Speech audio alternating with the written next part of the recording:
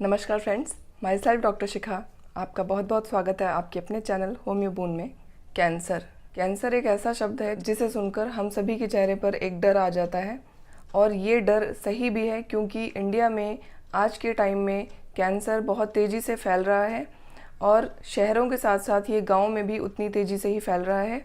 Cancer को silent killer भी कहा जाता है, क्योंकि कैंसर स्टार्टिंग में कोई सिम्टम्स एज सच नहीं देता है। अगर किसी के परिवार में किसी पर्सन को कैंसर हो जाता है और अगर ठीक समय पर वो अपने सिम्टम्स को नोटिस कर लेते हैं और ठीक समय पर सही इलाज उनको मिल जाता है तो कैंसर से पूरी तरह से ठीक हुआ जा सकता है। तो कैंसर के बारे में सभी को जानकारी होना बहुत ज़रूरी है, क्योंकि कैंसर में कुछ संकेत फिर भी हमारी बॉडी हमें देती है और इन संकेतों को अगर हम ठीक समय पर नोटिस कर लेते हैं तो हमारी जान भी बच जाती है।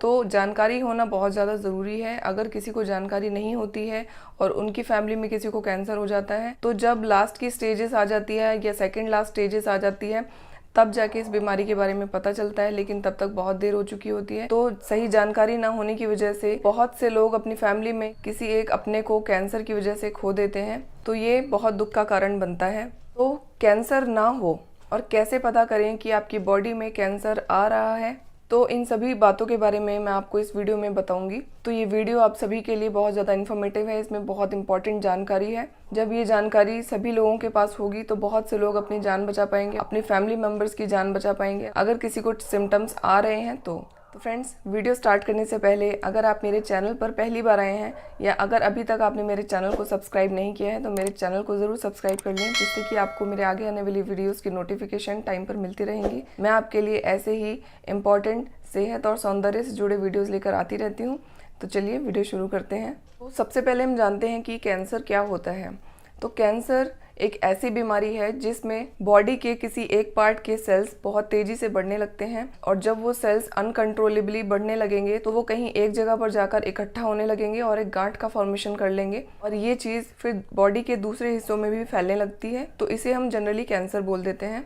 फ्रेंड्स, अब जानते हैं कि वो कौन से मोस्ट कॉमन कैंसर्स हैं जो इंडिया में बहुत ज़्यादा पाए जाते हैं। इसमें 3 तरह के कैंसर होते हैं। जो पहली श्रेणी में कैंसर आता है वो होता है महिलाओं में पाया जाने वाला कैंसर, दूसरी श्रेणी में आता है पुरुषों में पाया जाने वाला कैंसर और तीसरी श्रेणी में आता है जो कॉमन कैंसर होते हैं, मेल और फीमेल किसी को भी हो सकते हैं।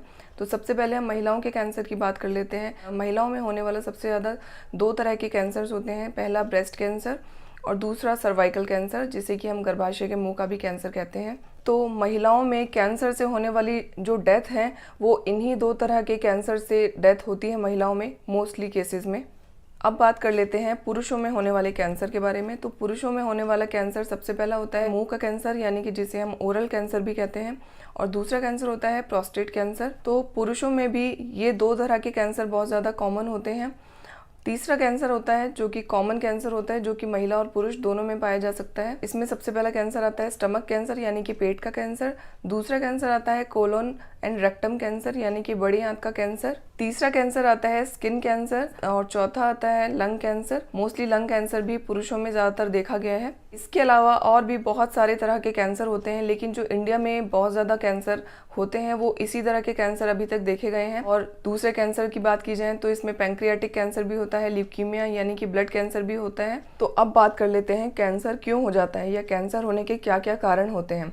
तो जैसा कि आज सभी लोगों को पता है कि कैंसर किन किन वजहों से होता है, तो मोटे मोटे तौर पर बात करें तो लोगों को ये पता है कि कैंसर स्मोकिंग से होता है, टोबैको से होता है, फर्टिलाइजर से होता है, रेडिएशन एक्सपोजर से होता है, पेस्टिसाइड से होता है और भी बहुत सारे केमिकल फूड्स वगैरह जो चल रहे हैं मार्केट में उनको कंज्यूम करने से होता है। लेकिन अगर हम फैक्ट्स की बात करें, साइंटिफिकली हमारी बॉडी में ऐसे क्या चेंजेस आ जाते हैं जिसकी वजह से कैंसर होता है, तो बॉडी में अंदरूनी तौर पर क्या ऐसे चेंजेस आते हैं जिससे कैंसर बन जाता है।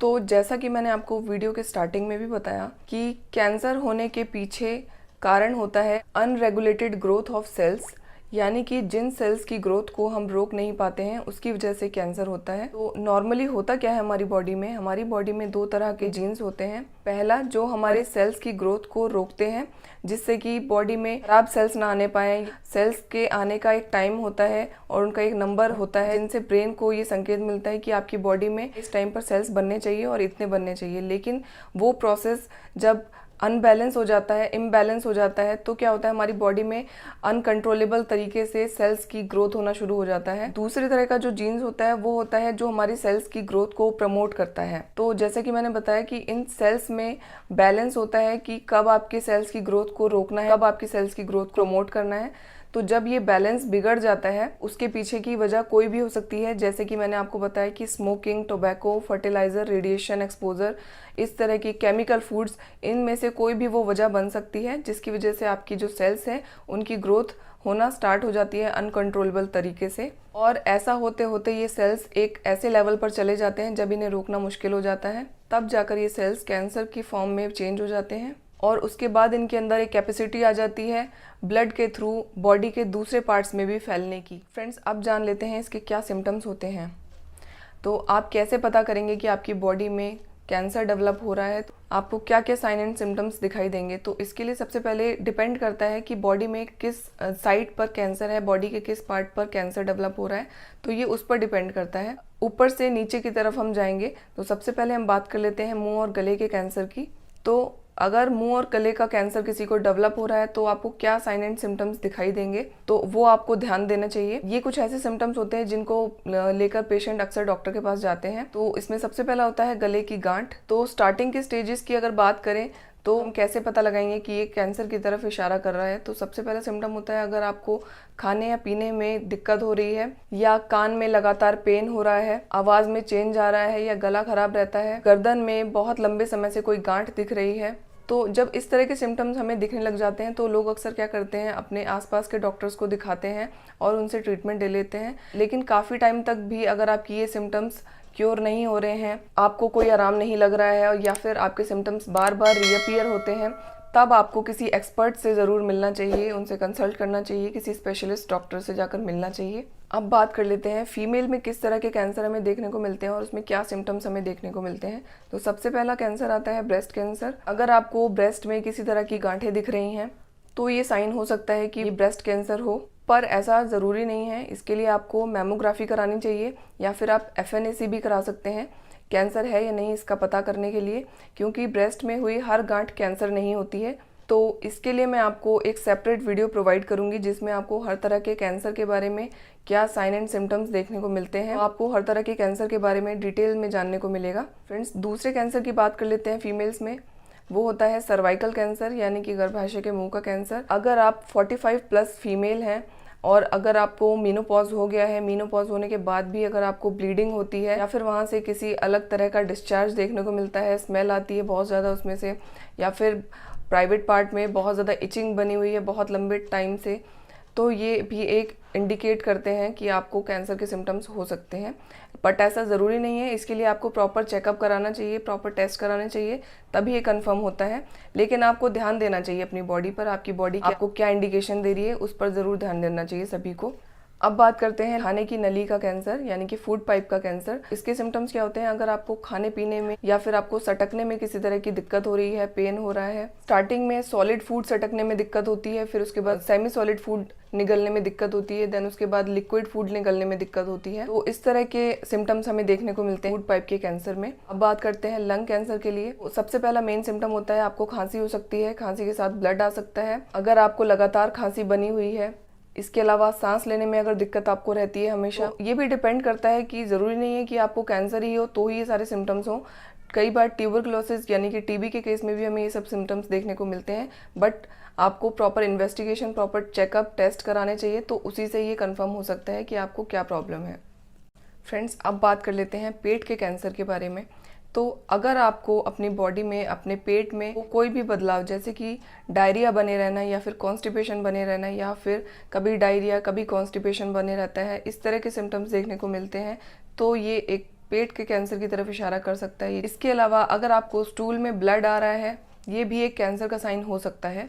उसके नीचे आते हैं किडनी या फिर यूरिनरी ब्लैडर के बारे में बात कर लेते हैं। तो इसके लिए क्या सिम्टम्स आपको मिलते हैं? आपके यूरिन में लगातार ब्लड आ सकता है, इसके अलावा यूरिन बार बार आ सकता है, यूरिन के रास्ते में कहीं ब्लॉकेज फील हो सकती है, तो ये प्रोस्टेट कैंसर के भी साइन हो सकते हैं, जो कि पुरुषों में बहुत कॉमन कैंसर होता है। तो फ्रेंड्स, ये सभी सिम्टम्स थे बॉडी के अलग अलग पार्ट्स में क्या क्या सिम्टम्स होते हैं अगर कैंसर हो जाता है। तो तो आपको बहुत ज़्यादा ध्यान रखने की ज़रूरत है। अगर आपकी बॉडी में किसी तरह का चेंज आपको दिख रहा है तो उसके लिए आपको ट्रीटमेंट लेना चाहिए, डॉक्टर से मिलना चाहिए।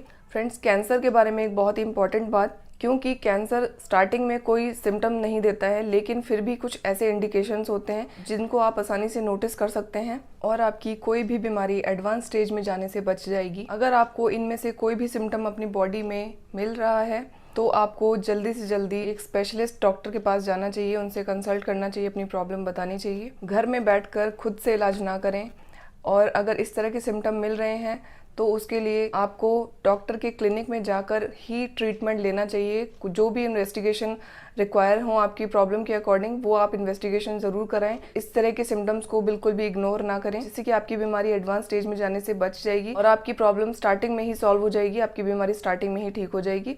तो जिससे हम कैंसर को हरा सकते हैं और इंडिया से पूरी तरह से इरेडिकेट कर सकते हैं।